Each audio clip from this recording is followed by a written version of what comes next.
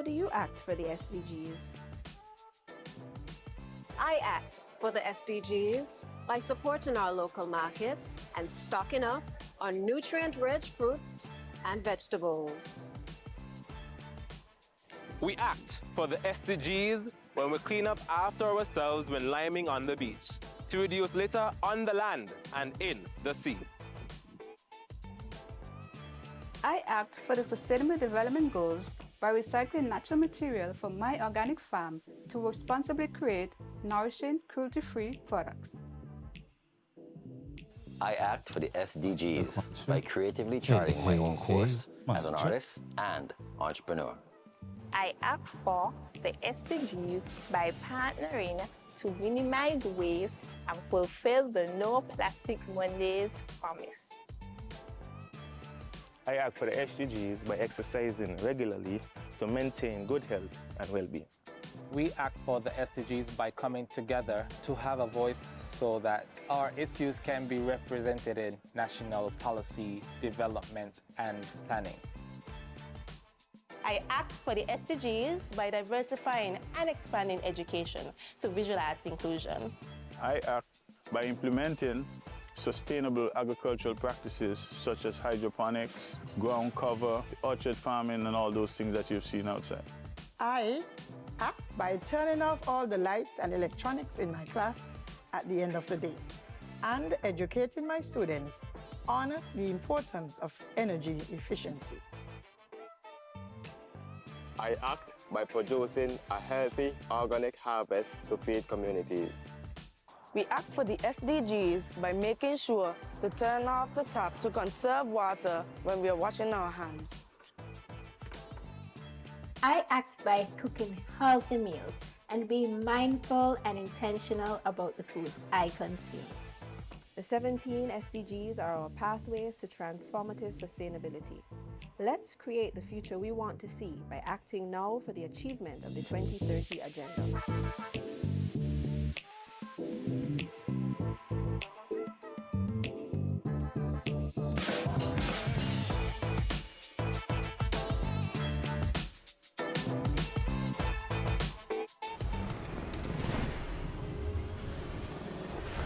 The climate is changing faster than our capacity to adapt.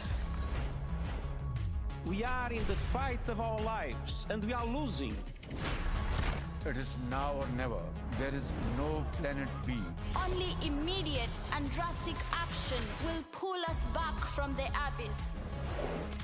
If working apart, we are force powerful enough to destabilize our planet, surely working together, we are powerful enough to save it. It is going to be hard, but humanity has done hard things before.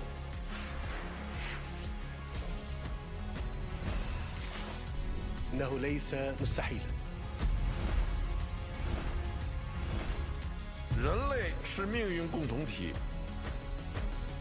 The fight against climate change will unite the world as one family. We have the collective capacity to transform. It's an opportunity for everyone to rise to the challenge of this moment. لأن مستقبل أولادنا وأحفادنا يعتمد على الخطوات التي نتخذها اليوم.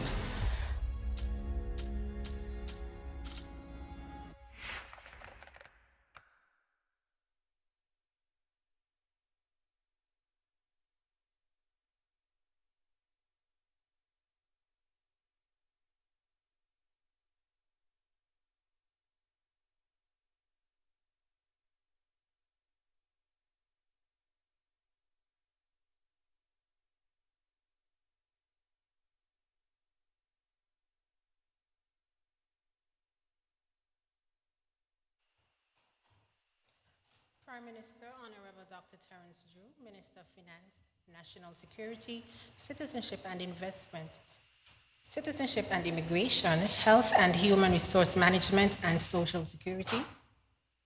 Right Honorable Dr. Denzel Douglas, Minister of Foreign Affairs, Economic Development, International Trade, Investment, Industry and Commerce. Honorable Connors Maynard, Minister of Information, Communications and Technology, Posts, Public Infrastructure, Energy and Utilities and Transport, Senator the Honorable Dr. Joel Clark, Minister of Sustainable Development, Environment, Climate Action and Constituency Empowerment, government officials, members of the media, listening and viewing audience, good morning. I'd like you to stand wherever you are for the playing of the national anthem.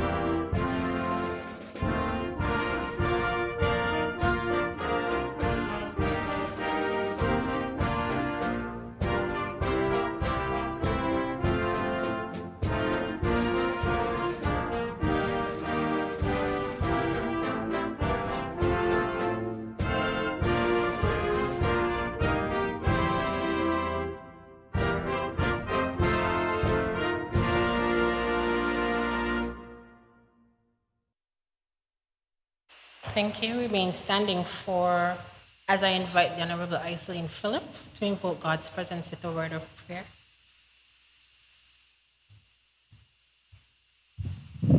Let us pray. Dear Lord and Heavenly Father, I want to thank you for this day. Into your hands we commend ourselves, and I pray that you provide us with blessings throughout this day until its close. Please bless the discussions and the presentations that will be delivered today. Keep us all safe and under your care. In Jesus' name, amen. Thank you, Honorable Phillip. Kindly take a seat. Good morning once more, and welcome to this morning's press conference that will focus on the 28th meeting of the Conference of Parties, more commonly known as COP28, which began on the 30th of November and concludes today, December 12th, in Dubai in the United Arab Emirates.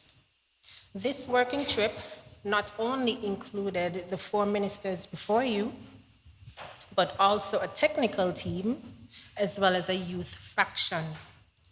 To our in-house guests, we crave your cooperation and we ask that you switch your phones to silent mode. Allow me to introduce the head table. From my immediate right, the Prime Minister, Dr. Terence Drew, Minister of Finance, et al. Senior Minister, the Right Honorable Dr. Denzel Douglas, Minister of Foreign Affairs, et al. Honorable Conway Maynard, Minister of Energy, et al., and the Honorable Dr. Joel Clark, Minister of Environment, Climate Action, et al. Tricia King, the St. Kitts Nevis Youth Voice, who is supported by the Global Fund for Women, and Josiah Burkett, who is a Senior Geographical Information Systems Officer in the Ministry of Sustainable Development. The purpose of the press conference is for the ministers and the members present to update you on their specific task at COP28, the main outcomes, and the most significant takeaways. For the benefit of persons who may not know what COP is all about, it is a very critical stage where issues relating to climate change are tabled, as COP is regarded as the largest stage for world leaders, government officials, and climate activists to deliver action on a range of issues that are critical to tackling the climate emergency globally. I now invite the Prime Minister, who is also the head of the national delegation, to give opening statements. Good morning, Madam Master of Ceremonies. I want to thank you very much for your kind introduction Let me, of course, take the opportunity to recognize the head table as well. To my right, the Senior Minister, the Honorable Dr. Denzel Douglas, Minister Honorable Conoris Maynard, Honorable Dr. Joy L. Clark, and of course, the two others who were mentioned earlier. I'll get their names correct. But I want to invite, of course, the media and to invite all those who are here in person, but also to invite and to thank our citizens who are listening, as this is most critically important. You have delved into it, but I want to say to our people that this team went to COP28. And as it was said, it's a conference of parties. And this is the 28th time, of course, but the conference of parties to what? So the COP is the supreme decision-making body of the United Nations Framework Convention on Climate Change, UNFCCC. It's an international treaty to address climate change. The treaty effectively includes every nation with a total of 197 ratifications. The reason why I say that is to let our people know that this is a conference held by the United Nations, of which we are a part. Just like we go to the UN Assembly in September each year, this is also a critical meeting held under the auspices of the United Nations. Why is this important? We are facing today the scourge of climate change. And I really want to encourage our people to really get more involved. We have to take this very, very seriously. There has never been such a serious threat to our very existence as a country as climate change is. So when we say existential threat, it speaks, of course, to our very existence. It has to be taken extremely seriously. Our country, these small island states, especially in the Caribbean, we are facing the fact of whether we can continue to exist or not. That is how serious and critical the matter is. I am not going to mix or mince words when it comes to that. And that is why it is important that each year, especially the countries that are being affected the most and those countries that had very little to do with the climate change, that we have to show up and show up in our numbers and let our voices be bigger than the space we occupy on the earth, because we are being affected most. Hence, we had to walk with a solid team to this meeting this year. And of course, you can see that we had a large contingent. But I want to set some things clear, that that large contingent was extremely necessary for us to make the necessary arguments, for us to put forward our own positions so that we could be very clearly understood. And the reason why we walk with such a large contingent, and it was comprised of multiple persons who I will speak to as well, because this has to do with how we are going to deal with the issue of climate change here in our country. So let me touch on a number of things. One, we had to deal with COP from the perspective of how are we going to survive as a country. So what did I do when I took our contingent there? Is to make the argument with respect to our sustainable island state agenda. Our sustainable island state agenda is our response of how we are going to deal with the scourge of climate change. That agenda, which took us maybe a year to put together with our partners who will be mentioned by others when they come to the fore, of course, that agenda is an agenda that we put forward to give St. Kitts and Nevis the best chance of dealing with the scourge of climate change. And I had the opportunity, of course, with the others to present at various fora while I was at COP28. For example, I had the opportunity to be at our own pavilion. And to this end, there are a number of persons that I want to highlight. Give me the opportunity to point them out so that people can know from the beginning that what we did here was in collaboration with others. so that people do not think anyway that we spent a lot of money to take a large contingent to COP, and that it caused the country of St. Kitts and Nevis significant amount of money. That is not so. As a matter of fact, the COP was basically sponsored. And I want to thank those who participated. And let me give you the names of those, of course. So let me do that, because it is important that we highlight that. So I want to, of course, talk to our global partners who partnered with us, the Republic of China, Taiwan, who was a sponsor as well, the Global Fund for Women, Girls KJA, the MRV Hub, the UNFCCC, and the mission in Dubai. All, of course, collaborated. And I want to say we got support from the Republic of China and Taiwan, and this remains our strongest partner and delivered for St. Kitts and Nevis at a time when we needed maximum voices at COP28. Critically important, because I want to say to our people that even though we were large, we had to be large. We had a pavilion, but that our trip was supported and supported financially as well. The importance of COP28, which I've already outlined, and is really where we took stock at COP28 to see where we are in the world when it comes to dealing with the issue of fossil fuel, capitalization of loss and damage, that fund, which we will speak to later on, energy transition and renewable energy for all of our people. That is critically important as well. So St. Kitts and Nevis, we presented with partners included. For example, SICRI, CDB, 5Cs.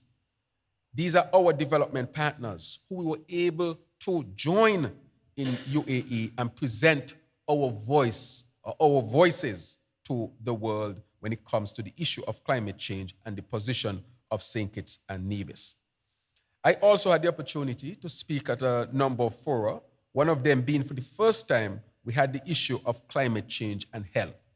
As a spokesperson for CARICOM and issues of health, I presented at a forum which included, for example, Bill Gates, Michael Bloomberg, persons who are in the international, on the international stage dealing with these issues. I'm going to champion this for our region and bring this argument even stronger to the world. One of the matters that I wanted to point out here as it comes to health, and I'm not going to speak much longer, is that a lot of the things that we are dealing with, they have to do with climate change. For example, you hear us want to build a smart hospital. And I keep saying a climate smart hospital because we have to now change our infrastructure for health if we are to survive under the scourge of climate change. And that is why we are starting that hospital in 2024, so that we can withstand stronger hurricanes or even the insidious changes that come with climate change. For example, increased heat, increased humidity. The issue of health, we are dealing right now with dengue in St. Kitts and Nevis. That is an issue that we are dealing with that comes from climate change.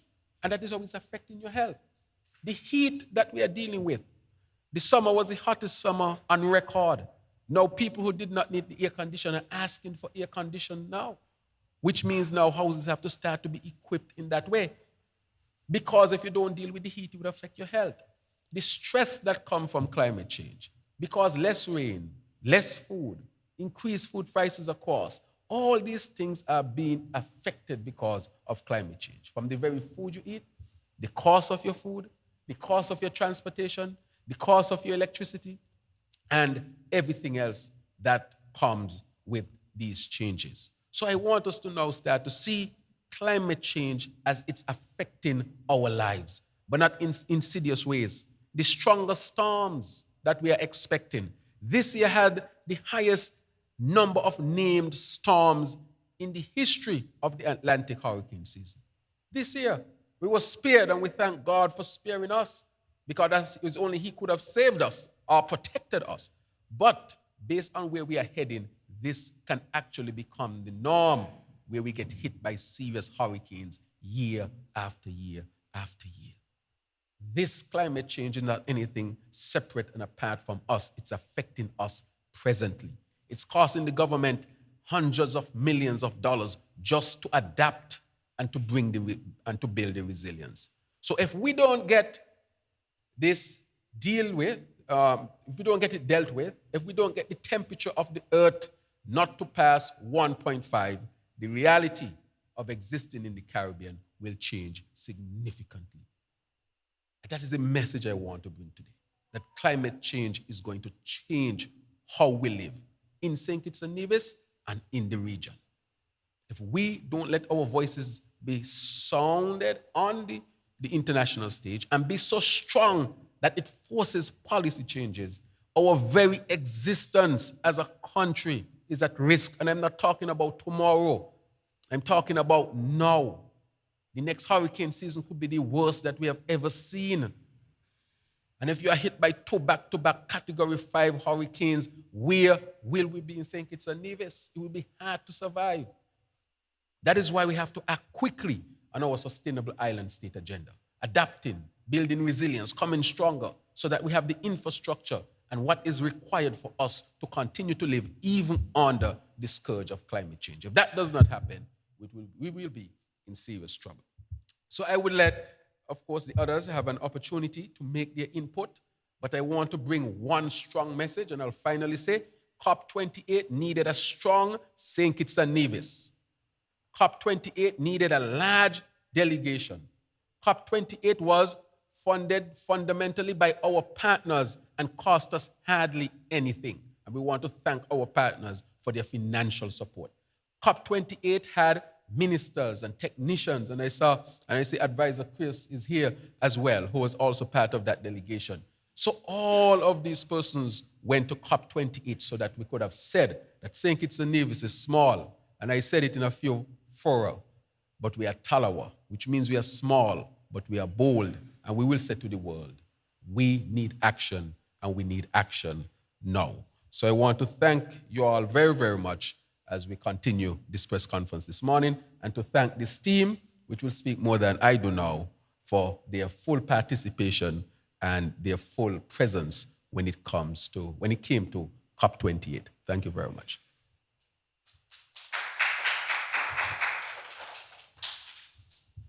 Thank you, Prime Minister. Now, each minister and each delegate will bring greetings while also indicating the reason that they participated at COP and in what capacity. So we'll start with Senior Minister.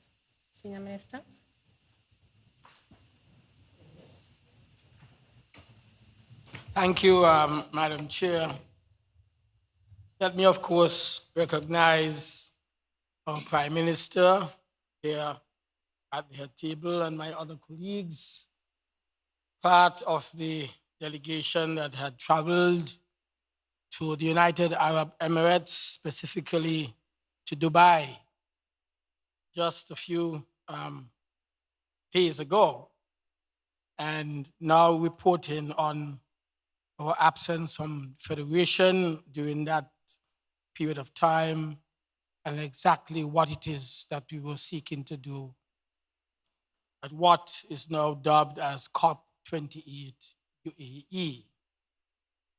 As you've heard, it was the 28th conference of interested parties who had signed up as concerned entities, countries, persons, organizations, concerned about the way the world was in fact going.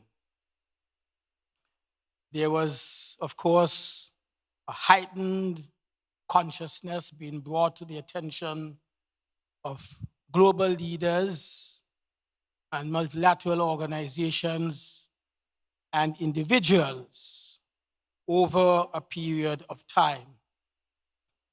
And that is that we should pay closer attention to the climatic changes that are taking place in the world and being able to look at what the science is teaching us that these changes are in fact threatening the survivability of mankind.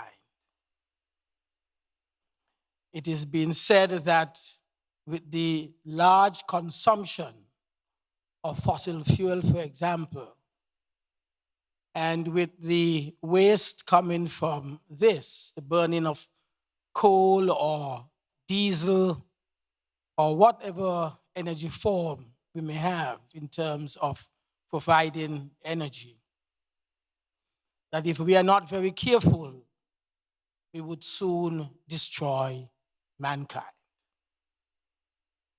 It is said that the world is heating up. And the more the world heats up, the more the level of the oceans would rise. And the more that the oceans levels rise, the more we are subjected to the possibility of seriously being undertaken by water. And already in the Pacific Islands, we know that there are countries there, part of which are already under water. So from these observations, from time to time, the world is called to attention.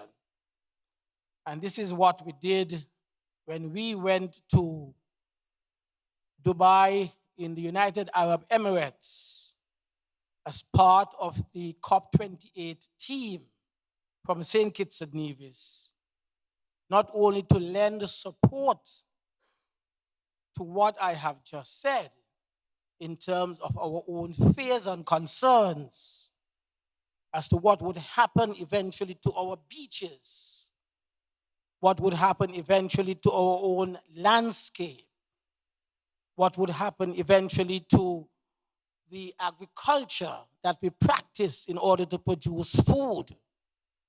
What is going to happen to us in the future if we are not part and parcel of the ongoing global discussion with regard to the effects of climate change? And so we were able to put our case to the rest of the world. We were able to say that although we are a small nation, and maybe one that is going to be important in having our voice heard in these international debates and discussions, we could not miss being there. And so I want to thank you for coming out this morning to listen to why we were there and ask us questions so that you would be better informed and educated as to exactly what was COP28 and why St. Kitts and Nevis was there and what it is we have taken away from this very important international meeting hosted by the United Nations. Thank you.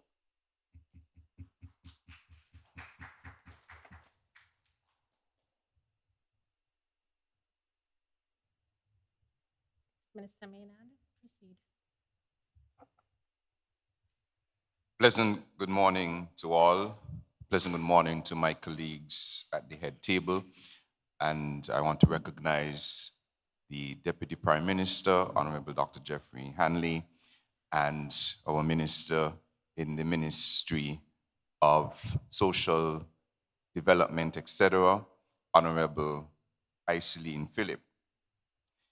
It is, and it was my esteemed pleasure to be a part of the delegation to travel to the Conference of Party 28, which this year was held in Dubai in the United Arab Emirates. And I would like to extend thanks to the people, government of the United Arab Emirates for their excellent hosting of our delegation, and also to COP28 for facilitating us as they did.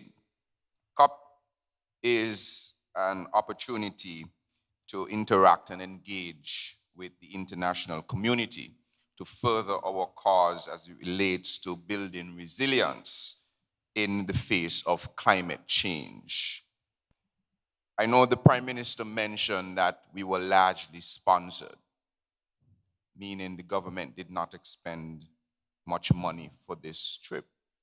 But I want to add that given the significance and importance of COP and the Conference of Parties in relation to our own survivability here in St. Kitts and Nevis, if we had to pay, it will be well worth every single penny. We cannot count pennies in terms of our survival. And the benefits which are there to be derived from an investment in being present and making our voices heard is sometimes invaluable. The voices of the SIDS are so important that it is important for us to be there collectively. If it is one SID from the Pacific Ocean, the voice will be muted out by everything else that is there. If it is one SID, small island developing state from the Caribbean, that voice could be muted out in the presence of 160 countries and 70,000 participants at COP. And so that is why together, not just as a nation, St. Kitts and Nevis, us as small island developing states need to be present and collectively bring our voices together, because we are the ones at the face of the damage being caused by climate change. I also want to remind, as the Minister for Foreign Affairs mentioned, that there are some islands in the Pacific, etc., that have disappeared. They don't exist anymore. And we may laugh at that and say, well, we have mountains. I want to remind that Bastia is largely at sea level, maybe in some cases below. So the impact of climate change is a real thing for us. It is an existential threat to what we have come to know as St. Kitts and Nevis. Just in terms of why I was being there, of course, when it comes to the environment, a lot of it has to do with how we are going to have a just and equitable transition for energy. And so I was privileged to be a part of a discussion organized by the International Renewable Agency, IRENA, and the Alliance of Small Island States, IOSIS, in collaboration with COP28, of course, and the SIDS Lights Out Initiative, where the discussion was small island developing states, a just and equitable energy transition towards a climate resilient future, where we were able to discuss the threats that we face and how we can build partnerships to overcome them. I used the opportunity to highlight a nexus which is very important for us, the nexus of energy, water, food, and then I could add in industry. Because as I like to say, if we solve energy, we solve water. If we solve water, we solve food. If we solve energy, we solve industry. And if we solve industry, we solve salaries. I also had the opportunity to speak with the Saudi Development Fund, where we made our case for partnership in the geothermal project, and we can speak about that a little later. I also participated in the Green Hydrogen Implementation Forum at the NDC Pavilion, where we witnessed the signing of an MOU between Answer McCall of Trinidad and Kenneth J. Green Limited, also of Trinidad, for the green energy development throughout the Caribbean. This is an initiative that will allow for the offtake of green products created from renewable energy, such as green hydrogen. So I want to thank again the team for ensuring that St. Kitts and Nevis is well represented. You are not heard unless you're present, and the importance of having high-level delegation cannot be understated.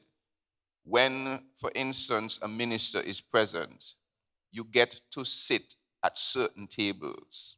When a minister is not present, you don't get to sit at those tables. And St. Kitts and Nevis has been absent for some time, but we intend to be present because our survival depends on it. Thank you very much.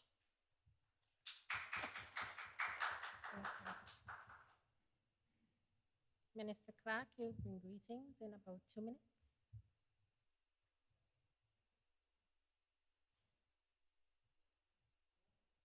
Greetings, everyone. I'm happy to report that for COP28, I was able to join ministers of environment and climate action from across the region, and in particular across the world, to negotiate, to lobby for a secure, renewable future. Importantly, our federation needed to present its sustainable island state agenda to our global partners and to possible funders. The magnitude of COP is such that I could not do it alone as the Minister of Environment and Climate Action. It would be an impossible task. That the ministers of energy, the foreign minister, and most importantly, our head of state, the prime minister, was able to join our delegation, lead our delegation in particular, gives me great hope for the sustainable, climate resilient future for St. Kitts and Nevis. If one minister speaks about climate action, we are failing. That foreign policy and diplomacy and energy and infrastructure and finance can speak to climate action, gender and youth and agriculture and tourism, it means there is hope for St. Kitts and Nevis, because climate change not only affects the environment, it affects how we live and how we survive. Who best to share the message of climate change and climate resilience? Our youth. And that is why the intention of the Ministry of Environment when we presented COP27 to you and our post-press conference was to expand our delegation. And we did that. Half of our delegation were youth. Their voices were amplified. Their message was delivered to the global stage. They were given an opportunity that we must give every young person in St. Kitts to have a critical voice, the loudest voice in how we create a resilient future based on renewable energy. That's why we went to COP, and I'm happy it was a success for St. Kitts and Nevis. Thank you.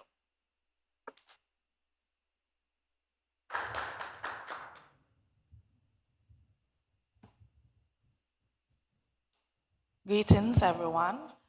As a marine biologist and a climate justice advocate, my purpose at COP was really to align with supporting collective action and to reduce the impacts of climate change as we explore the mechanisms for growth opportunities in St. Kitts and Nevis, and also to implement principles on sustainable, resilient, and ocean-based economy.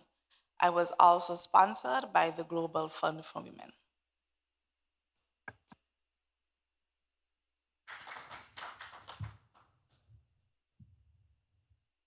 Good morning, everyone.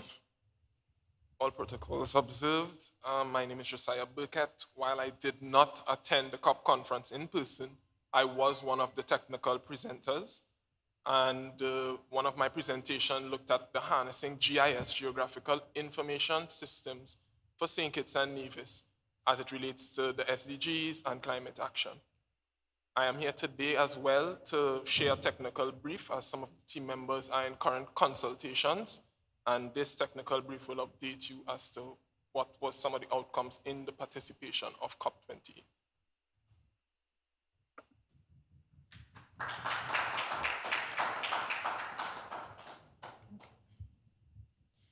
And there we will continue with that technical brief by Mr. Burkett.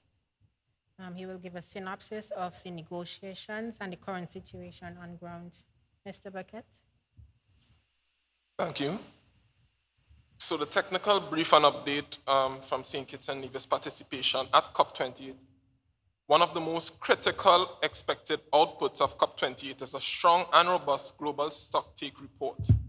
This report provides an update on the progress that parties have made to achieve the long-term temperature goal, limiting global warming to well below 2 degrees Celsius and pursuing efforts to 1.5 degrees Celsius. For St. Kitts and Nevis, and like all AOSIS member states, the GST report must be based on the best available science, including the outputs of the 6th assessment reports. At COP28, Ms. Cheryl Jeffers is leading efforts in research and systematic observations, focusing on tracking scientific progress and identifying gaps.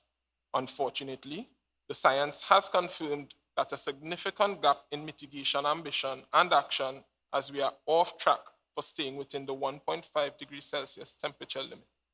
Mr. Jonathan Kelly has been following the mitigation agenda items and is dedicated to supporting the AOSIS Mitigation Coordinator of Belize in the following key areas. The GST outcome should establish the key elements to support a course correction on mitigation so that our collective actions are aligned with the 1.5 degrees Celsius limit. These elements must set the level of ambition to ensure a reduction in greenhouse gas emissions by 43% by 2030 and 60% by 2035 relative to the 2019 level, and to reach net zero CO2 emissions by 2050. Global goals to at least triple renewable energy and double energy efficiency, phase out fossil fuel subsidies, as well as to phase out fossil fuel production and consumption. Scaled up access to support technology and capacity building would be needed to develop and enable parties' respective decarbonization pathways to achieve the above goals. As you are aware, access to much needed finance continues to be a challenge for St. Kitts and Nevis.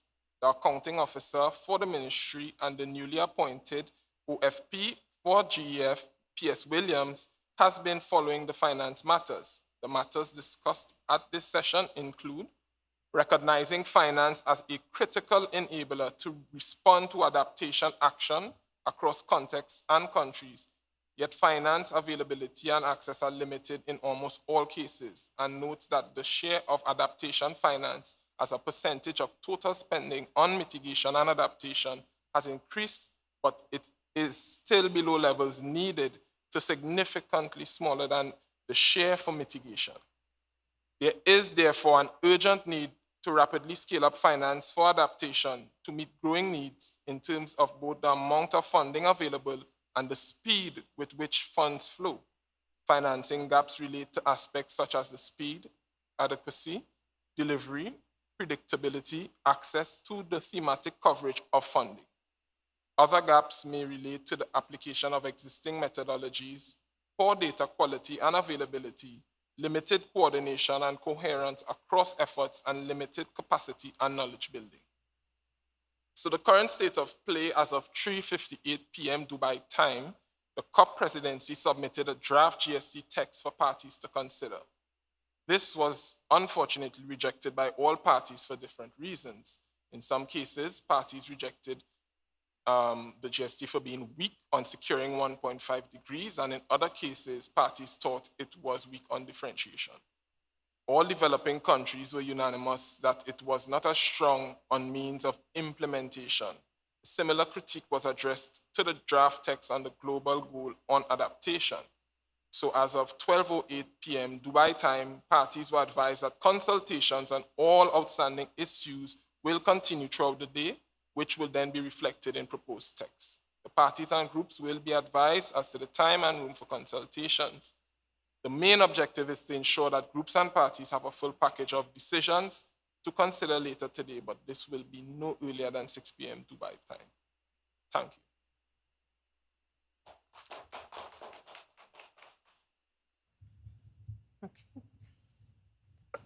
We'll now have the intervention by the St. Kitts Nevis Youth Voice, Ms. Tricia King.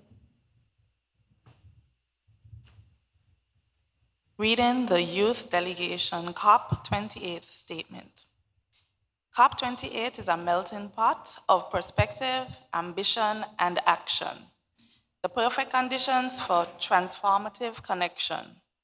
The St. Kitts and Nevis Youth Spotlight on Sustainability featured a roundtable for our youth delegates, other specially invited youth, and visitors to the St. Kitts and Nevis Country Pavilion.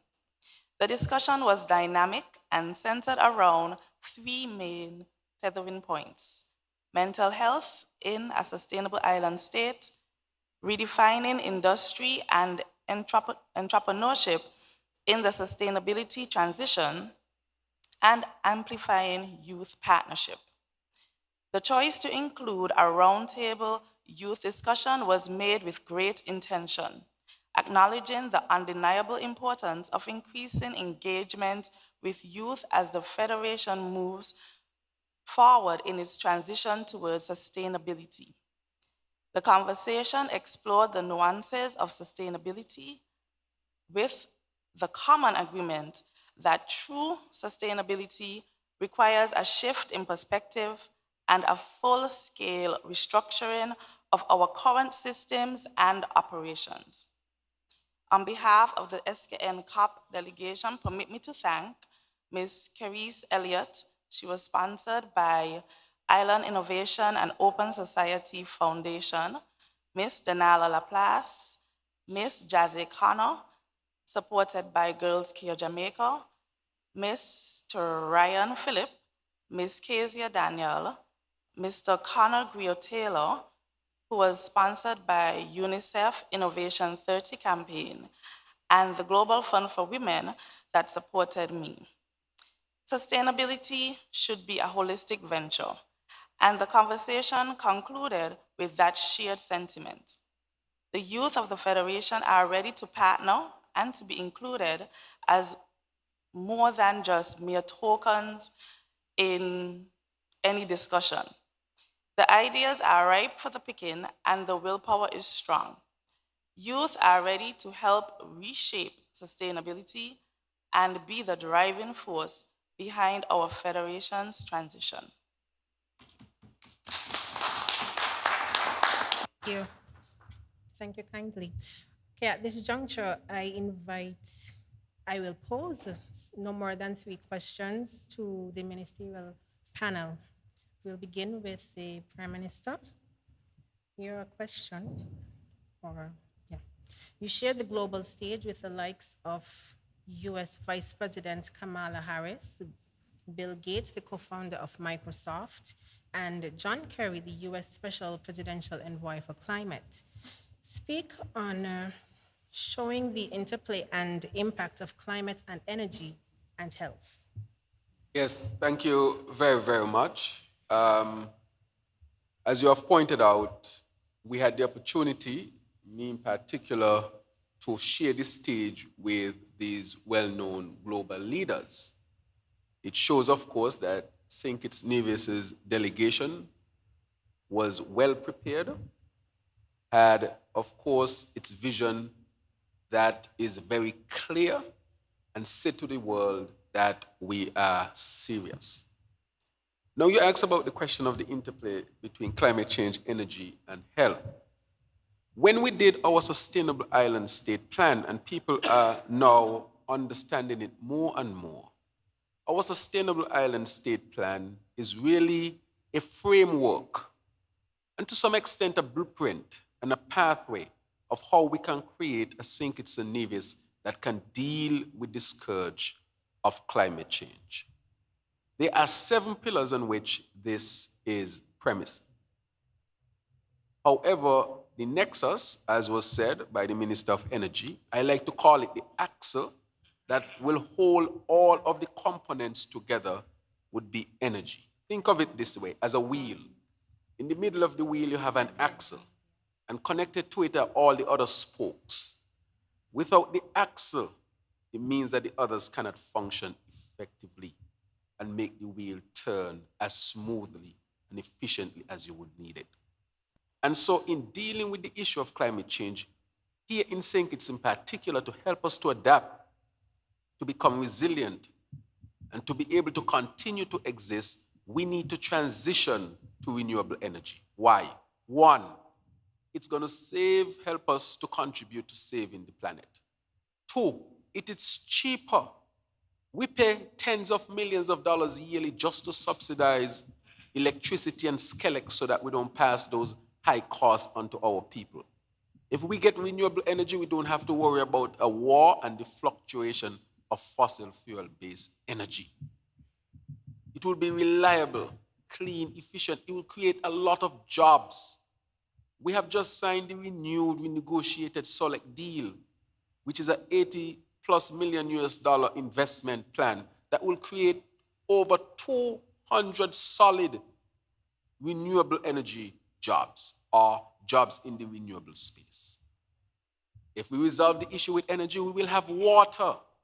As we know, we have a lot of water around us where we can have desalination, but to do desalination, you need energy. And if we can produce enough renewable energy, we can have a lot of desalination water to deal with the scourge of droughts. The droughts that we are suffering again are as a result of climate change. So energy can resolve, one, the cost of energy, its reliability, making sure our people have it. It can bring down the cost of industries, bring down the cost of doing business. For example, hotels or even small businesses in your community where you have a shop and you have on your deep freeze and a fridge, and you see the bill at the end of the month, that bill can come down and help you to divest some of that resource into something else, a bigger shop, for example. And imagine if you live in Keyon and we have all the energy, we can do desal, and the people in Keyon can bathe 1 o'clock in the morning, 2 o'clock in the morning, 3 o'clock in the morning. Why am I breaking it down so simple? It is because the scourge of climate change is really affecting our daily lives in simple ways.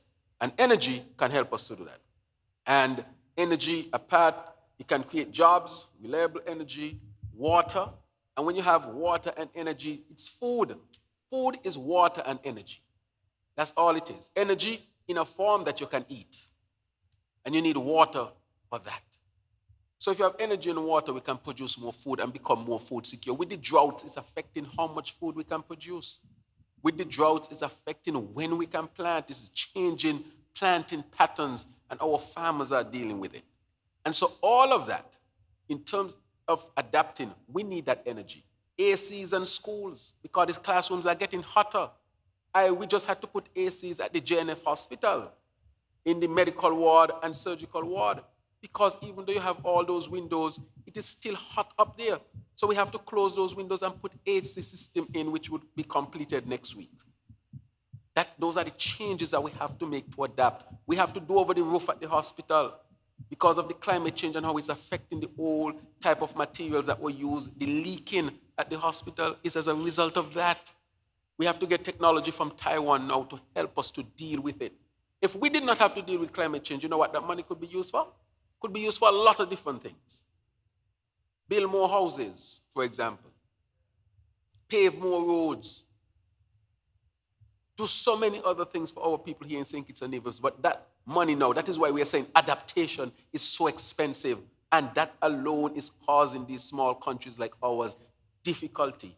And the opportunity to exist gets smaller. However, the hope is there because we think we have a blueprint, a framework to deal with it.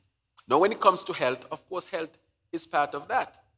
One, the deprivation of water affects health. It means, therefore, you can't bathe as often as possible, wash your hands as much as possible, so the chances of spreading diseases, those chances increase.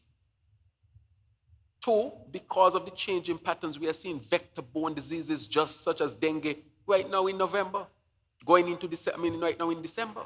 That started in November. We're dealing with dengue presently as a result of climate change. Because of that, we're not producing enough food. When climate starts to change, people can't get the wholesome foods that they would normally have. Stronger hurricanes affect people's health. We know that stronger hurricanes do that. So therefore, I am simply saying that when it comes to climate, we have to adapt, and energy is the crux of the matter because it can help us to deal with many issues. And if we resolve that, we can adapt. And if we adapt, we can deal with the issues of the scourge of how this is affecting our health. So it means, therefore, I would say, climate change, energy, health, we resolve the energy matter and get renewable energy in sufficient amount, we can deal with the adaptation and the health matters that are affecting us. And lastly to say, because of all of these changes that are affecting our people, the mental health of our people is severely being affected in many different ways. And if we don't deal with this, that too will get worse. So it's from the physical health to the mental health that can be affected as a result of climate. I just want to say a simple message. Climate change is real and is affecting us, and all of us got to be on board to deal with it. I don't care what might be said or not said. If we don't do that, the chances of our existence is going to be smaller. Just hearing the 2 degrees alone is frightening me. You know what 2 degrees mean? Category 5 hurricanes year after year. Who can survive that? Unless we get so much resources that we can just transform our infrastructure, for example. Those things are difficult to survive.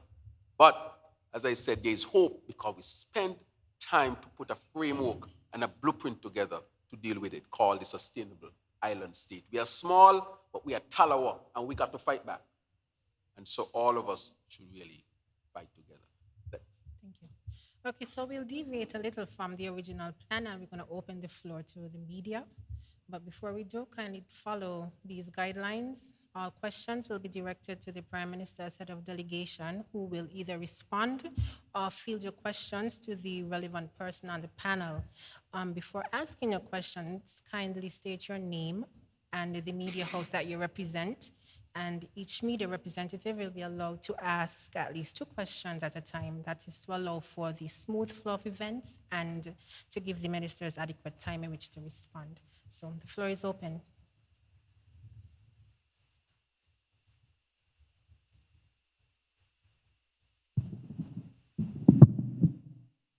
Good morning, everyone. Kevin Brown, WinFM.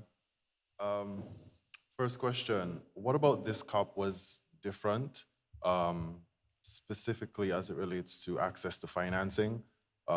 Because we know financial pledges has been a thing at various COPs over the years, and this year was the agreement on the loss and damage funding was celebrated. What about the loss and damage funding, the pledges to that fund, what about that is different to other pledges like the Paris Agreement? And additionally, are we at all worried about the participation or influence of fuel lobbyists, fossil fuel lobbyists at these delegations, at these COP events? How do we imagine this may impact forward progress in climate change, decarbonization, et cetera? Thank you.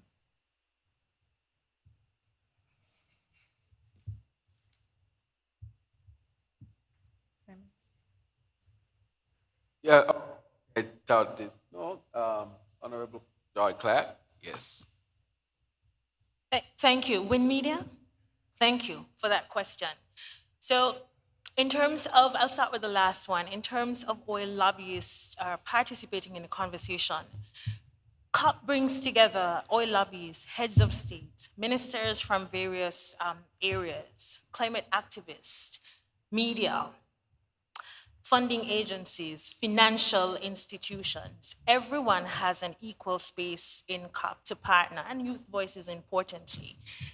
And the conversation around COP28, which makes it different, was 3 things. 1, the global stocktake. Where are we in terms of our commitment in the Paris Agreement, which was to limit global temperature increase by 1.5 degrees? That was a commitment there. In terms of where we are in the capitalization of critical funds, the loss and damage fund. So the difference for COP28, COP27 had the establishment of the fund, which was a 20-year conversation that happened because of the leadership of SIDS and AOSIS, led by Antigua and Barbuda. And thirdly, the capitalization of the loss and damage fund finally, which meant that heading into COP, I think we were in flight on our way to COP, and there was a celebration because ministers saw the news that the presidency committed, I think, $58 million to the fund, the UAE presidency, and that was great for countries, for SIDS in particular, that before we had the negotiations, we had such a significant contribution from the presidency itself. What we need to do now is, and that's why the negotiations continue, how do we strike a balance, an equitable balance between transitioning to renewable energies and phasing out or phasing down the use of fossil fuels? I think, Prime Minister, if I may, I should pass this question to Foreign Minister, because this is about diplomacy and negotiations and investment options for countries that make lots of money from fossil fuels, and developing countries like St. Kitts and Nevis who need to transition away from fossil fuel, but we need fossil fuels to develop. But we must transition to renewable energy, and that goes beyond climate. It becomes a foreign diplomacy, a foreign issue and investments, if I may, Prime Minister. Right. I think Dr. Clark is very right in the sense that if we are going to achieve a lot of these objectives and our goals that we have set, we have to make sure that we are present at the table when negotiations of this kind are taking place. Just imagine we have been speaking with Saudi Arabia government just maybe 4 weeks ago. As you would know, the ministers, the prime ministers from the Caribbean region, and the two presidents that we have, Guyana and Suriname, we were actually in Saudi Arabia. And we were very successful there in negotiating with Saudi Arabian government an agreement for $40 million to assist in the improvement of our electricity generating plant here in St. I mention that specifically because Saudi Arabia, as you know, one of the richest countries and one of the emerging powerful countries, its entire economy is mainly driven from its petroleum products that it has. So here we are saying at the COP, we want to decrease the amount of fuel, oil, gas, and so forth that these countries are producing. But at the same time, we are negotiating with these same countries to give us money to assist us in generating electricity from the very product that they are selling and the very product that would have made them wealthy over the years around the world. And so it takes a certain amount of diplomacy in trying to achieve the two things. To get them to reduce their dependence, to get them to reduce their mining of fossil fuel, but at the same time, we are saying, let us get some of that wealth that you have to assist us in developing our own country. So it takes a certain amount of diplomacy and negotiation to achieve those two things at the same time. You've heard the government of the UAE, I think, is the first government that came with the massive contribution to the fund that we spoke about. Germany and UAE. As you would know, the UAE is five emirates come together, 7 emirates, sorry, and the emirate which is the capital of the UAE is Abu Dhabi. Dubai is only one of the 7. One of the 7 is also Abu Dhabi, which is the capital of the UAE 7 states. But what do you think drives the economy in Abu Dhabi? Gas. Again, therefore, they have used the enormous wealth that they have naturally, and they are making contributions to do exactly what the world is saying that they should do: decrease our dependence on fossil fuel. Please help us to transition from dependence on that to renewable energy, which we are saying to them, you may not have naturally, but which you can engender and show the world that the transition can be made. And so one of the countries right now that is fueling its development, that is pouring its manufacturing and people's daily lives, is harnessing the energy from the sun. So Abu Dhabi is one of those countries, UAE, I should say, is one of those countries that is making massive investment in transitioning from its dependence on oil to harnessing the sun through solar energy, which is exactly what we're trying to do here in St. Kitts.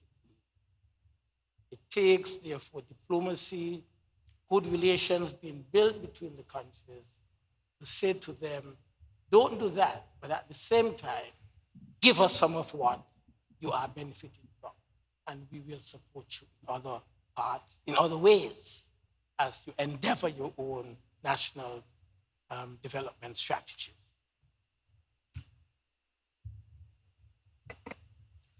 Okay, so let me also recognize the media houses and our guests on the virtual platform. If there is a question, please use the raise your hand feature, or you can just simply type your question in the chat box and preface it with a letter Q or the word question, and I will acknowledge as many as I can. We have one more journalist on the floor.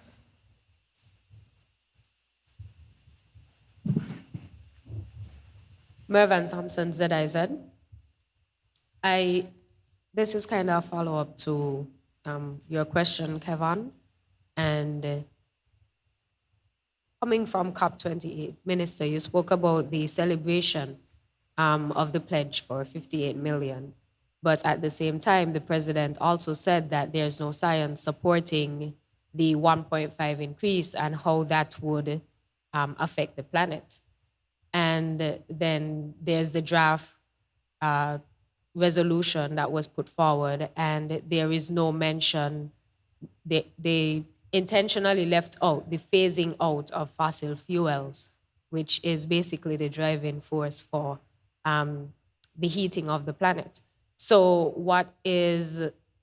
how effective is COP? Like, why do we participate? If I'm hosting and I'm going to say I'm giving you money, but I'm going to leave out this thing because it, as Minister Douglas has said, it is the driving force of their economy. So it would hamper their development as well. And to Mr. Burkett, is that your name? Can you further explain in a simpler way how the layman, the common man, how the GIS system and climate change affects the regular person?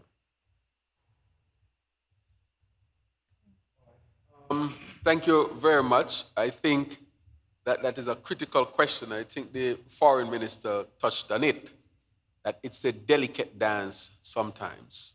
Whereas you are phasing in one and you're looking at the other, understanding that different countries are at different places, how do you then negotiate for those things that you can achieve? So even though you may not get everything that you want, and I'm speaking about anyone who would be at the table, it is about what is the best that we can achieve at this particular time. Let me say a couple of things with respect to that. One, for example, let's say you did not get that terminology in the final document. By going to COP, there are a number of critical things that we got out of it. One, we had negotiations for funding for geothermal, for example. Had we not gone to COP, I am certain that that would not have happened. And I'm sure the Minister of Energy will speak more to more commitments to deal with the geothermal. Going to COP, when I shared the stage with VP Harris, one of the things that she mentioned is that she's in negotiation with me, the Prime Minister of St. Kitts and Nevis, on helping the transition. She specifically said that and called me by name. That took it to a different realm. If I had not gone to COP and we had not gone to COP, that would not have happened. We met with the International Energy Agency, and I think the Minister of Energy would also speak to that. If I had not gone to COP, if we had not gone to COP, that would not have happened, and the tangibles that come from that. We met with X-Prize, where I had the opportunity to speak again about our Sustainable Island State agenda. If we had not gone to COP, that would not have happened. I had the opportunity to speak at the first Climate and Health Forum at any COP, speaking on behalf of small island states around the world. That's this stage that Bill Gates had, that Michael Bloomberg had, that the head of the European Commission had. And there I was, John Kerry had. And there I was representing St. Kitts and Nevis and all of the small island developing states around the world, bringing a message that we need action and we need it now. And one of the things that I said is that we're not looking for sympathy. We are looking for partnerships. If we had not gone to COP, that would not have happened. And so I would say, even though all of the things that one person may want to be in a final declaration, even though they are not all there, I can say with certainty that needle moved. And it certainly moved for St. Kitts and Nevis. And that is why I want to thank the young people. The young people of St. Kitts and Nevis, they must carry this. This has nothing to do with politics. This is beyond partisan politics. This is about our existence. I am particularly using my voice like this so that it can sound and transmit that this is an urgent matter. I hope my voice is transmitting that. It is critically important, and we have to be at the table, wherever the table is, making the voice, our voices be heard, until we can reach that point of that we call the most ideal. However, even though we may not be there yet, let the negotiations continue, because, as I said, and I will finally say, that COP28, especially for St. Kitts and Nevis, the needle was moved in the right direction. Mr. Bat.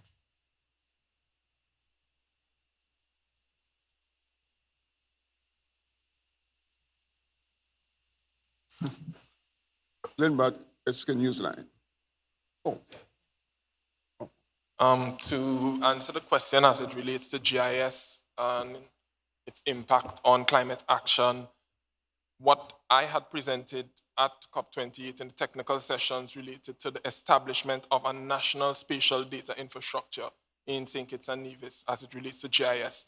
So quick definition, Geographical Information Systems is a system that allows you to collect, analyze, store, visualize data, and manage data. So St. Kitts and Nevis has done a great job as it relates to GIS, but now it needs to do more. How this relates to climate action, it allows St. Kitts and Nevis to monitor climate action initiatives. Data is critical to that. So we get funding, yes. What is the impact of that funding? How has it improved the situation? If it's energy, if it's vulnerability as it relates to hurricanes, natural disasters, where is the vulnerable population? The decision makers need to make informed decisions, and they can only do that with data. So GIS is critical in helping make informed decisions. The establishment of the NSDI would now help create a direction. This was a framework developed by the UNGGIM, and it will help us establish a national GIS so we can save money instead of different departments getting access to funding and then repeating the same data collection processes. We can now partner with the Department of Water Resources, the Department of Agriculture. We can compile this data, we can help make decisions and send it to the decision makers at NEMA. Currently, there are projects ongoing with the Met Office. So GIS is critical in climate action and combating climate change, and the ability for us to look at our resources, particularly even land. What is the uses of the land currently? And you would see some of this coming out of the NPDP. So as it relates to GIS and climate action, the data is a big component. It allows us to monitor, it allows us to visualize what is happening in St. Kitts and Nevis, make informed decisions, and be more proactive than reactive to climate change. Thank you. Go ahead, Mr. Bat.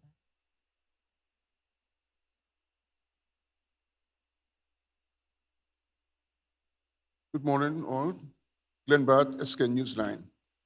Mr. Prime Minister, the agreement that is now in a state of incompleteness, what were your expectations going into COP28 in regards to the kinds of decisions that you wanted to see happening? And how are you disappointed at this point in time that perhaps some of those decisions have not gone the way for small island states? Secondly, can you comment on whether or not the level or ease of access to financial funding for transitioning into renewable energy, has it gotten any easier with this COP28 summit? And what can we expect coming out of this summit going forward for the next year into the next convention?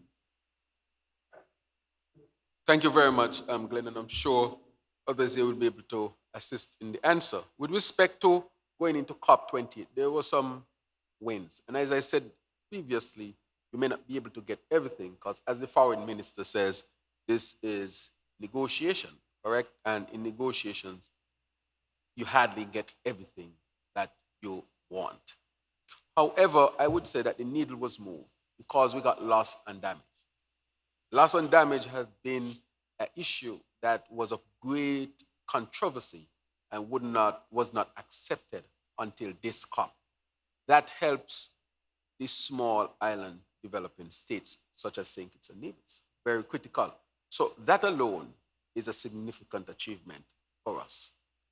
The other thing that I would say with respect to COP28, even though you did not get everything you need in terms of funding, and it was mentioned that UAE, of course, contributed significantly, and other countries also contributed significantly. And I think there will be more pledges coming out. But what I also recognized that was fresh at this COP was that you had the business world and you had the philanthropic organizations at the table that also would help in funding. For example, I was able to go to the X Prize discussion where they are investing hundreds of millions of dollars into resolving the climate issue. That is a step in the right direction. As I said before, I was on the stage with persons who are known for their great philanthropy, who have, of course, put monies in funds to be accessed. So I see more money that was pledged. I also see the possibilities of more access. But even outside of that, the side meetings that we had, St. Kitts and Nevis did extremely well. The minister can speak about the Green Climate Fund and how we are seeking to access that, and we have started to access it. And I'm hoping that based on who were at the table, that will become even easier and simpler. But we were able to do a lot of things for St. Kitts and Nevis because of who were there. Geothermal, for example, we got the pledge that the gap of the $20 million that I spoke about, or the Premier spoke about, we got the pledge that we will fill that. So that is a big advancement. I was able to negotiate other type of investments for St. Kitts and Nevis. The foreign minister is here. For example, a cardiac center for St. Kitts and Nevis because we were at COP. So we had other opportunities to seek funding for our transition that was not directly related to the fund, but it gave us the opportunity because of the players who were there to actually help us to deal. We met with a number of companies who are interested in investing in renewable energy, who will be visiting St. Kitts over the next few months to look for the opportunities to invest. that too is part of accessing funding. It does not always have to come from a fund where people put money and you get it. Philanthropy, business, and government. So this COP offered multiple opportunities to access funding to help us in our transition. That is why we wanted a large delegation. So when I'm in one meeting, the foreign minister in one, the minister for energy in one, the minister for sustainability in one, the young people negotiating. That is what we went to do. That was our strategy, getting as much spaces as we can so that we can access from different avenues the resources we need, financial and otherwise, to help us in our transition, adaptation, and building resiliency. So I would say for us, our strategy has worked thus far, and we expect to see the tangible results because of that. And that is why I want to thank our team and thank the young people, thank those who are not even a direct part of the civil service, but who are part of the team to make sure that we will derive as much as we could have from COP20. All right. This next question comes from the online platform. Is there any member of the St. Kitts Nevis delegation that remains at COP28 now until its conclusion while major outcomes are being drafted and finalized? Dr. Clark? Great, thank you for that question. And importantly, the update read by Mr. Josiah Burkett was presented by P.S. Williams, who is one of our 3 negotiators. They sit in the negotiations right now as we speak. Cheryl Jeffords, our Chief Technical Officer in Climate Action, and Mr. Jonathan Kelly from SCELEC. We were very, very intentional in ensuring that we had the negotiators from SCELEC because COP28 was about the energy transition, and the UNFCCC focal point, Ms. Nerissa Williams and Cheryl Jeffords, who also functions in a regional space, are there presenting St. Kitts and Nevis's position and supporting the CARICOM position on the transition. And of course, I think they said that they can give us an update now, but we already had that read. And we do recognize that with all parties being part of the negotiations, whether you say phase out, phase down, or the timeline, it's going to shift billions of dollars. And that is really what the negotiations are about. How do small island states survive? And how do developed countries shift their resources? Billions of dollars are at play, but equally, the survival of planet Earth is at play. Thank you. There's the next question on the floor.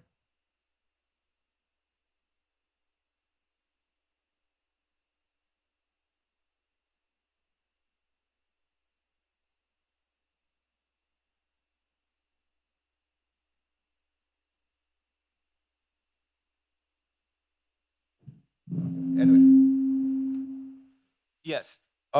In terms of education, because a lot of what's being said here today is a lot of technical language that's not really going to be gravitating much towards the layman on the street, especially the fishermen and all of this. How is what you guys just attended going to benefit them specifically? Let us move aside from all of this talk about geothermal and all of this. How is this going to benefit them? But I just want to ask 2 quick questions. One, coming out of COP, Mr. Prime Minister, this one's more directed to you. How is there any immediate plans, concessions, or legislation that we can see be instituted in the short term, immediately, that will bring some of the benefits that we saw coming out of COP from the administration attending COP? And also, you spoke about the health. Again, a lot of us in this room may understand a lot of the connections, but for the people in St. Kitts and Nevis and across the region, how is the whole issue of climate change impacting the overall? You mentioned dengue and all of that, and the possible return of other mosquito-borne diseases. But can you go a bit more in-depth in terms of the connection between health and climate change? A little bit more in-depth. Thanks. Right, I would let the Minister of Energy deal with the first part. Since health is so specific, I will address it after.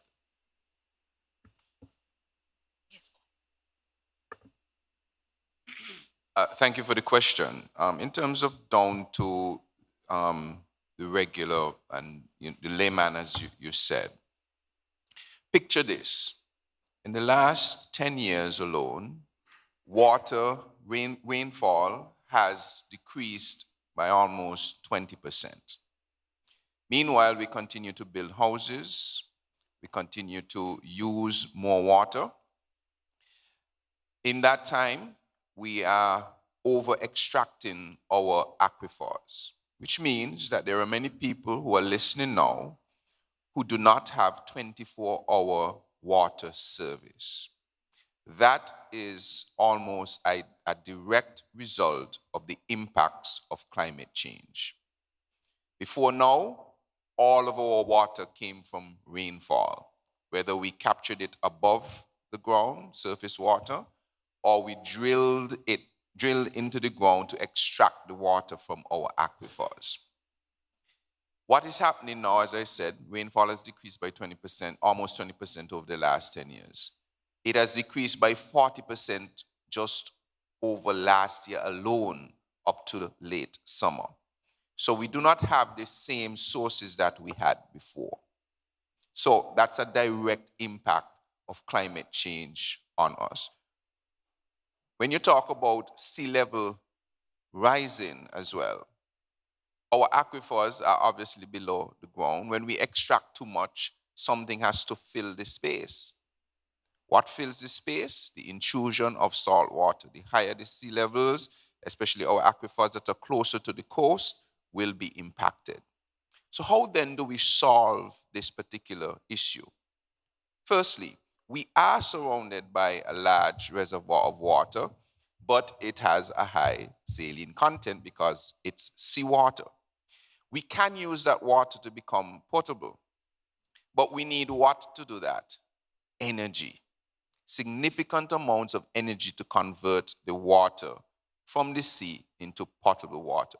We also need energy if we find additional resources of water, let's say in the northeastern part of the country where we know we have rain on a regular basis. So we anticipate, and we're presently studying that now, to possibly find more reservoirs of water, which might be deeper in the ground, which will need more energy to extract it by having pumps run 24 hours a day. So the reality is we need to find a way of how we are going to get affordable energy in order to solve the water problem so that you and I can have water 24 hours a day. So that our farmers who are planting, who used to depend on rain patterns, but now cannot, they need water for their farms. So I think the Prime Minister mentioned that energy is one of the critical parts, if not the central cog of our just transition in the face of climate change. So this is one aspect that can affect persons directly. When you're at home and you turn on your pipe and there is no water, that's climate change. That's why we need to be present in these fora to say, look, what does a just energy transition look like? We have not contributed to this problem at all. St. Kitts and Nevis, the small island states, could never produce enough greenhouse gases to affect our climate. Yet, we are on the forefront of saltwater intrusion in our aquifers, reduced rainfall. I understand that there is a hotel that has lost a whole beach, gone. So they have, can I call the name? Koi Resort, I believe, has lost a whole beach because of the impacts of climate change. So they can't now advertise to be a beach resort, to attract tourists, to then have our persons work. So it is all connected. The Prime Minister will speak about the health aspects of climate change. So these are some real tangible things that people will feel if we do not pay attention to climate change. And when I look around and we are at COP, we see our colleagues there. My colleagues of energy were there. minister colleagues, that is, minister colleagues for climate were there, environment were there. We had ministers for agriculture. We didn't have agriculture. We had education. We didn't have education. Luckily, the Prime Minister is also health, so we had health representation. We had ministers for tourism. They are making their case because they are saying that climate change is affecting all of these and we need to be part of the just transition because we are not the ones who are causing it, but we are the ones who are suffering greatly. And you see it every day. One last thing, climate change and all that is happening as well, because we need energy to power everything, the fuel prices are skyrocketing and have for some time and will continue. The government is paying that cost. When you look on your bill right now, if your bill is $10, if your bill is $20, the government might be paying 5, 6, or 7 of that, and you're paying 12. When the government pays that $5, $6, $7, then it means it may not have enough money to do a social protection program. It may mean that it doesn't have enough money to finish the roads. It may mean there's not enough money to provide extra jobs. And so by transitioning to green energy, we eliminate the government having to pay that variation of fuel cost so that we can put those monies to other use that are going to directly impact the man and woman of St. Kitts and Nevis. I'll leave it there for now. Okay. Right. With respect to health, again, Abel, let's break it down. For example, this summer you were much hotter, correct? This heat may not affect you as much because of your age. You're still fairly young. The reason why we had to put ACs at the medical ward and the surgical ward, imagine you have a 75-year-old person there with heart condition, with the temperature rising. That is more stress on the heart. We are actually seeing extra deaths across the world and extra deaths across the region because of this.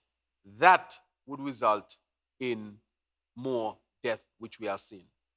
The second thing, Abel, we are dealing with dengue, and we have people somebody who is hospitalized because of dengue. Again, because of the change in the rainfall patterns, we are seeing that. That is directly affecting people. The other thing is the constant threat of storms. Don't you think this is having mental health issue? Oh, the category 5 is coming, board up. Oh, you're going to miss us, it's going to hit us. That's going to be constant. 30 plus named storms every minute, board up, take down, or it coming, it's not coming, God help us, which we really should continuously pray for sparing us. But the message is, this is actually causing a lot of strain on the mental health of our people, which means they have less resilience to deal with issues at home, issues at work. The chances of tipping increases. When you, for example, go in and you say, boy, I go on market and the food looks scarce, I ain't getting enough food. You're wondering, we're going to get the cheaper food from. Those are the kind of things. When you go to a hotel and they say, boy, we can't because, the climate change affecting here, we can't hire as much people as we have. The beach ain't there no more, so as much people ain't coming. That is affecting you, can't get a job, affecting you mentally as well. That is why we had a separate forum for mental health and climate change. So we will see increased temperature and all of issues. We'll see stronger storms and all of the physical and mental health issues. We will see more dengue. We will see more chikungunya and all these things that will pass through. These are going to affect us. And the extra deaths I'm suspecting is going to stay until we adapt to it. Because the heat is killing more of our people. The vector-borne illnesses will kill more people. The stress is going to hurt our people. More blood pressure, more blood sugar, more heart attack, more strokes. That is already affecting us. So if you ask me, more infection in the lungs. So the mental health issues that we are seeing, some of it coming from climate change, a lot of it. The other health issues that we are seeing affecting us. The issue is most of our people who are in this room today are people who are fairly healthy and we are resilient and we are resisting. But for our vulnerable populations, I can safely say that they are already being affected significantly as a result of the scourge of climate change. So it comes from lack of water, which causing people to have more food-borne illnesses. We just say, okay, I had a little diarrhea because I eat something, and we brush it off. But what is happening when you add up the numbers and we see that increasing, we know that people don't have enough access to water to wash their hands and clean themselves because of the constant drought, the intrusion in the wells. Therefore, we can only pump a certain amount. And so we are actually seeing these things that are affecting us. What we need to do now, and you are right, is to tie the climate change issues to people's daily lives so that they can see the relationship. And I've asked the Minister of Sustainable Development, Dr. Joel Clark, to start a robust communication campaign where we make exactly that link so that the man in Keon who doesn't have water can understand one of the reasons why he doesn't have water and why we have to drill and spend significant amount of millions to make sure that they get water. And those millions could have been used for something else. So therefore, when it cannot be used for a social program, the social program may suffer. And that in itself can affect, of course, the benefits of what those social programs could have done. So the issue is we have to make that link. And don't take these things for granted. You're hearing the dengue, but how much of us say dengue, climate change? Very few of us.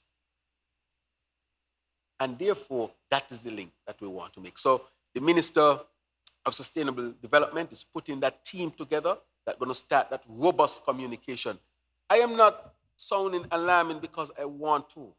It is a reality. We know that if we don't adapt and this temperature continues to rise, just as islands have disappeared, as the foreign minister would have mentioned, we are at loss. Let me make the last point. You go to the beach, for example. St. Kitts used to have clean beaches. You can't go and not see seaweed anymore.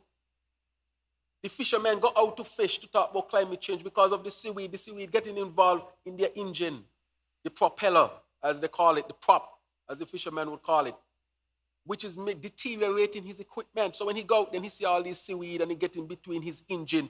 He has to link that to climate change because that is the issue. When he goes out, then he see that the coral reefs are disappearing, and as a result, he has less fish to catch. He has to link that to climate change. And when all of these are affecting him, he has mental health issues to deal with. Less money, less fish. How am I going to live? How am I going to eat? My engine going bad. This thing is affecting me. Again, all of us are being affected by the climate change presently, but the linkages are not being made. And I want this COP to be a demarcation in our lives as Kittitians and Nevisians, and understand that this is the biggest existential threat that we have ever faced as a country, and it is real, so that all of us can really play our part to deal with the scourge of climate change. I can say clearly that the next 5 years are going to be extremely challenging, because even the benefits that would be derived from adaptation and shifting, that has to take time to be seen. So we have to first deal with the issues of worsening climate, droughts, and all of those things before we start seeing the benefits. And the benefits might be not go back to how we were in the 1950s, might just be bringing back us to where we are today.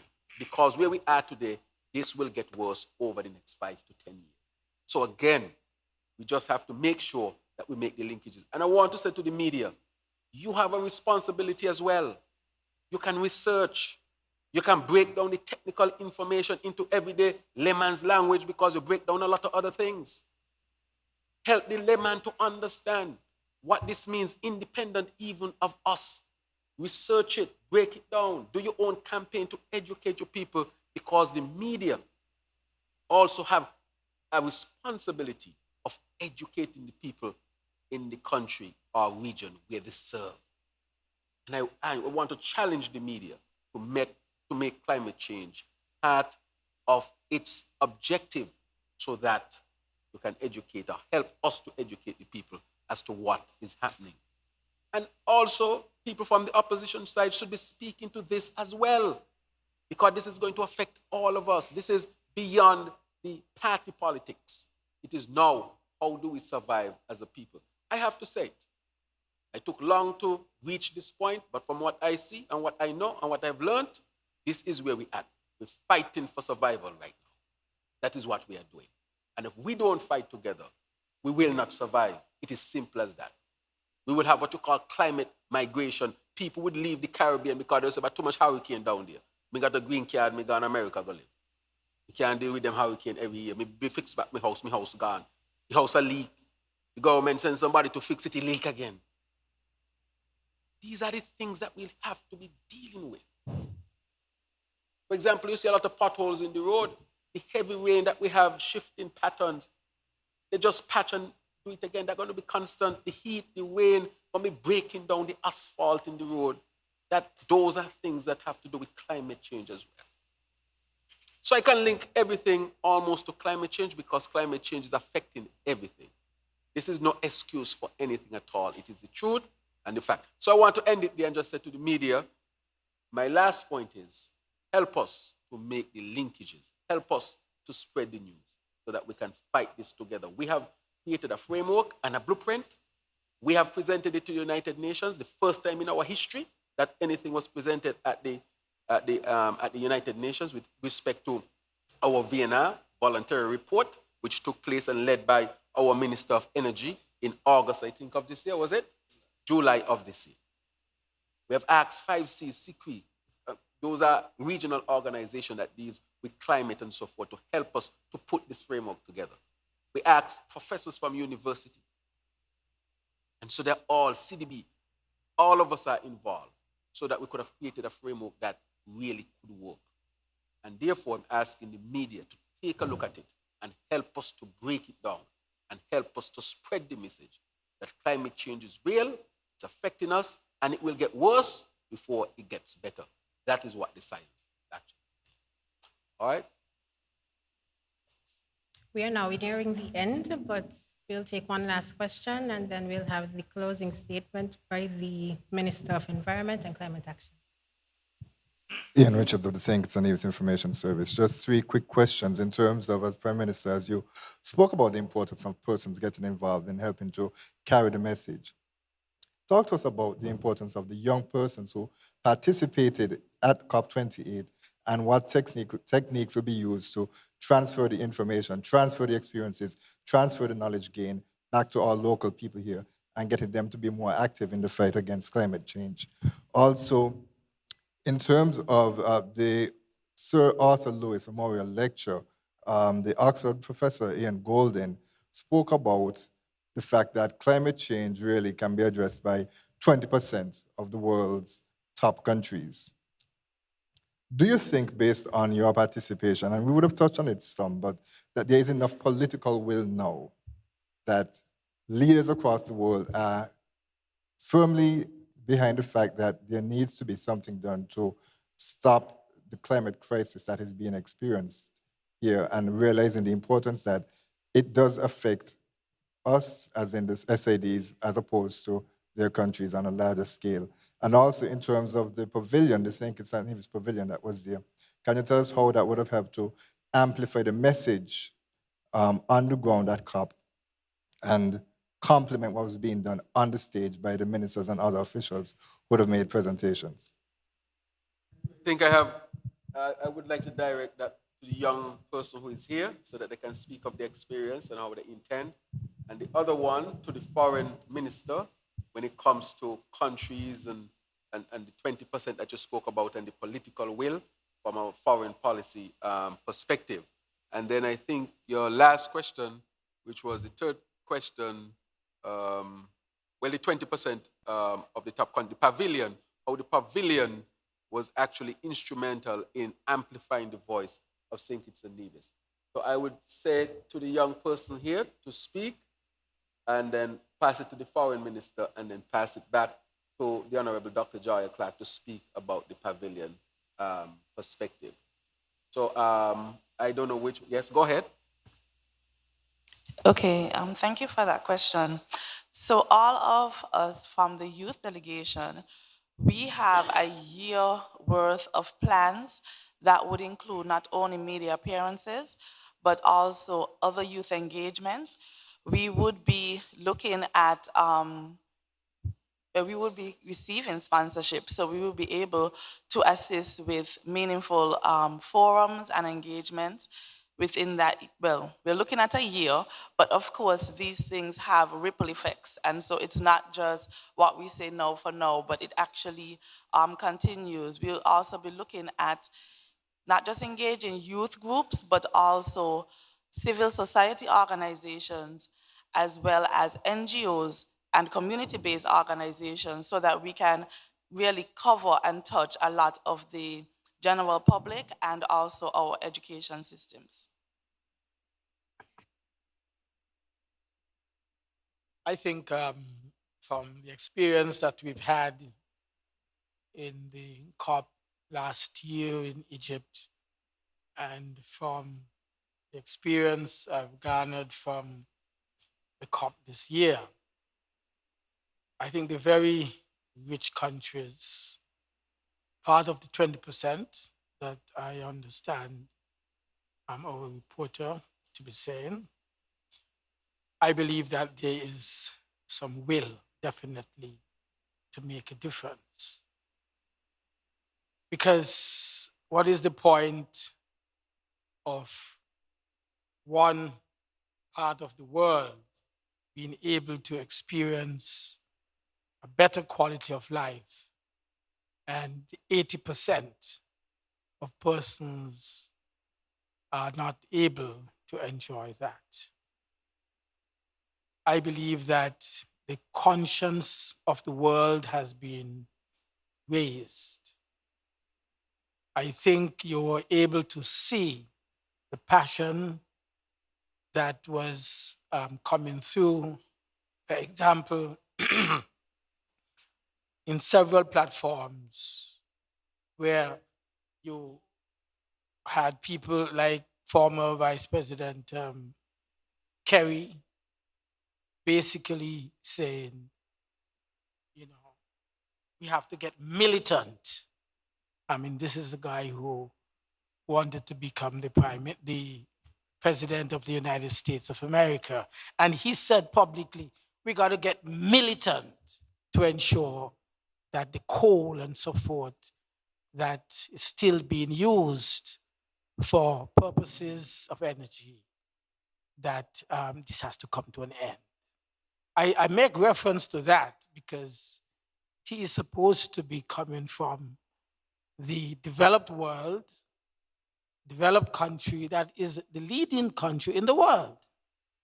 And if he is able to speak with such passion, it tells you that the people who are at the top 20, as you would have mentioned, their consciences have been really raised.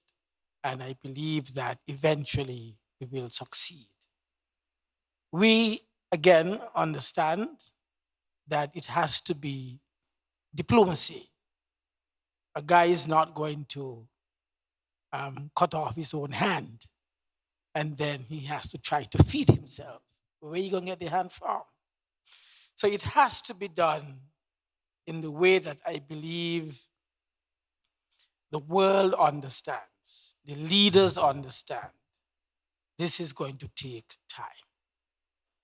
In the meantime, as we raise people's consciousness, we are hoping that we would be able to survive at the end of the day.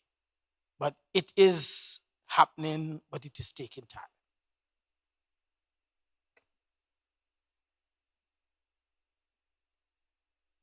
Right. On the matter of our country pavilion, which for me was the best space at COP28, and this was confirmed by a number of passing delegates. Like, this is the best pavilion. It was warm. It provided a space for collaboration. And we had many visitors passing through our pavilion, from Canada to the MRV hub to youth delegates from all over. And you know what it did for us? The pavilion allowed our youth delegates who are sponsored by the COP presidency, for example, Connor Grill, who was sponsored by the Youth Innovators Under 30 program. Imagine, from St. Kitts and Nevis, his project on sargassum seaweed was one of the top 30 innovations globally. And he was sponsored by UNFFC, and he was on Spotlight at COP, and his home base was the St. Kitts Pavilion. Outside of that, the pavilion, just like we joined Antigua and Barbuda, Bahamas, Barbados, and CARICOM, they had pavilions. And the move now is for countries to really use this space as an exposition hub for what we offer in St. Kitts and Nevis. So we had our videos from tourism, our partnership with the Republic of China and Taiwan. We had the SDG videos. We had our investment conversations, our bilateral meetings. Girls Care Jamaica had a very intense conversation about young women and their participation in climate action. And out of that, Jazzy Connor, who is a mentee from the program, and I think, Tricia, you are one of our unofficial mentors, she got a big boost after that conversation on a Yadi Hub, Jamaica. And so her voice, Global Yadi, her voice as a St. Kitts and Nevis youth delegate has been like tripled, amplified in the global Jamaican diaspora because of the space that we offered for partnership with our Girls Care program, our Global Fund for Women program, and of course, the hub brought together the pavilion brought together regional partners, SICRI, who's working very closely with the Ministry of Energy, CDB, who's dealing with geothermal.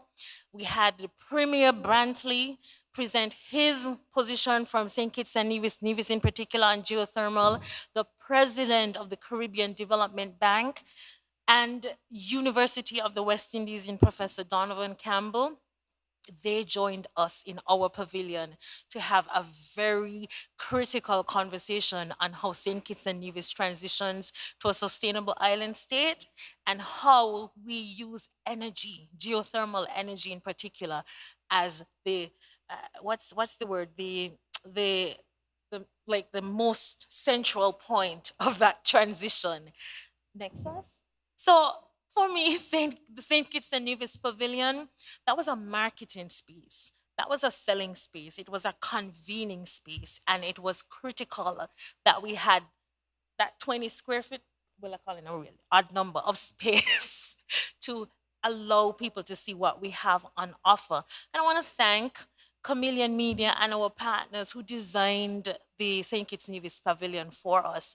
We took all our resources from here and carried it to UAE so people could see that we have the strength and we have the skills here in St. Kitts and Nevis to present our island nation to the world. Thank you. Okay. As we close, the clerk will give closing remarks. Okay, we'll hear closing remarks from Dr. Clark, the Minister of Environment, Climate Action, and Before she closes, just let me say thanks as the Prime Minister, and I'll allow the Minister of Sustainable to close. Let me extend thanks as the Prime Minister and on behalf of St. Kitts and Nevis to the University of the West Indies, CDB, Caribbean Development Bank, SICRI, 5Cs, Girls Care Jamaica, Global Fund for Women, UNFCCC, COP Presidency, Chameleon Media, which is also here, ROC, Republic of China, and Taiwan. I want to also thank the UAE for its excellent hosting of the event and to thank all those who participated. I want to especially thank the young people and the ministers, of course. So I take this opportunity to thank all who were involved or are involved, because some of our people are still there in making sure that this COP is a successful COP for St. Kitts and Nevis and the world in general. So thanks again to all. Minister. Thank you, Prime Minister. That was so excellent. I need not say anything else, except I'll close with the words of one of our youth delegates, Connor O'Brien. In that conversation, he said to us, the people of St. Kitts and Nevis have hardship. And it's hard for us to tell them, think about climate change and climate action when you have to think about bread and butter. And the Ministry of Environment wants climate change to be a bread and butter issue. As the Minister of Energy outlined, every single person is affected. And our youth have recognized that their role is critical, their voices are most important, and our ministry will support them for the entire year and beyond. We must thank Ambassador Justin Hawley, who did the work of 10 persons in the last 12 days, and he's still doing it with our remaining delegation. It was a tremendous effort, a great partnership with Ambassador Hawley and the ministry in Dubai.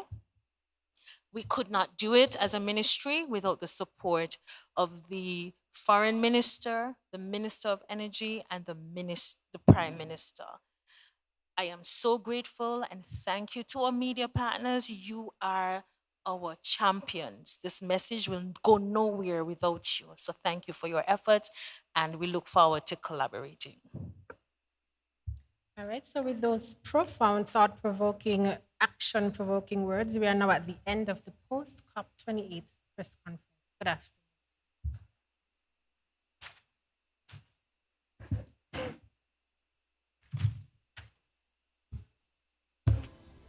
St. Kitts and Nevis has made significant strides in implementing the 2030 Agenda for Sustainable Development.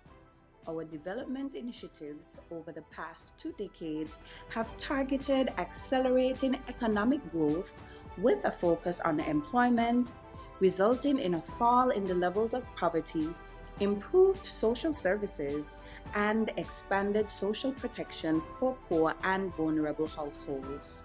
However, the pandemic caused massive disruption to people's lives and affected the implementation of the Sustainable Development Goals in areas such as poverty reduction, good health care, quality education, decent work, and economic growth. St. Kitts and Nevis's new National Development Planning Framework, which guides the country's development planning for the next 15 years, is well aligned with the Sustainable Development Goals and the government's vision for the country to become a sustainable island state. People and prosperity. St. Kitts and Nevis's economy bounced back positively from the pandemic. Tourism and its ancillary sectors have rebounded sharply, contributing to real GDP growth of 9% in 2022, after contracting 14.5% in 2020 and 0.9% in 2021. The government is resolute in its pursuit of initiatives to diversify the economy, targeting sustainable agriculture and food security through the establishment of environmentally friendly green villages. Regenerative tourism focused on building resilience and the sustainable use of our resources, and developing the green, blue, and orange economies. We have intensified our transition to renewable energy through the integration of solar power, and we are well on our way to achieve geothermal energy production on Nevis by 2025. Lessons learned during the pandemic highlighted the importance of social protection in post-pandemic recovery, including strengthening household resilience and skills relevant to the emergent labor market. The government's top priorities are improving health and well-being, building social cohesion, and protecting the most vulnerable, mainstreaming gender, youth, and persons with disabilities across all policies and initiatives, and improving the access to affordable education. Planet. Despite our minuscule contribution to global carbon dioxide emissions, St. Kitts and Nevis is extremely vulnerable to climate change phenomena. Several cyclones and hurricanes have affected our country since 1950. With about 15.2% of the population living in low-lying coastal zones, the threat of storm surge and sea level rise is real. Drought has been identified as a critical hazard, making water scarcity a significant challenge. Given the centrality of groundwater sources to the national water supply, protecting this resource and improving water conservation are crucial. To increase and diversify water production capacity, St. Kitts and Nevis will require international support to introduce new technologies and methods, including desalination, in the short term. St. Kitts and Nevis remains committed to environmental sustainability and resilience. As a signatory to several climate change-related international agreements, we have integrated climate change mitigation and adaptation into our development planning. Our updated, nationally determined contributions under the Paris Agreement pledges an ambitious 61% reduction in carbon dioxide emissions by 2030 and sets out a wide-ranging program for climate change adaptation for which improved access to climate finance will be pivotal. Peace and partnership. The safety and security of the residents of St. Kitts and Nevis continues to be top priority. Over the past 10 years, major crimes have declined significantly through a comprehensive crime management strategy, including the build-out of social intervention and rehabilitation programs for deeper impact, along with the modernization of security infrastructure and reform of the judicial system. We are proud of the work done to establish a modern and far-reaching good governance framework with a focus on anti-corruption, integrity in public life, and freedom of information. Both domestic and external partnerships have played a catalytic role for St. Kitts and Nevis to successfully advance on the SDGs. However, accelerating SDG implementation in line with our Sustainable Island State agenda will require even more strategic and impactful partnerships. The government of St. Kitts and Nevis is committed to working hand in hand with our private sector, civil society, and regional and international partners to fully integrate the SDGs into our medium-term development planning. With this renewed collective ambition and concerted effort, St. Kitts and Nevis commits to leave no one behind.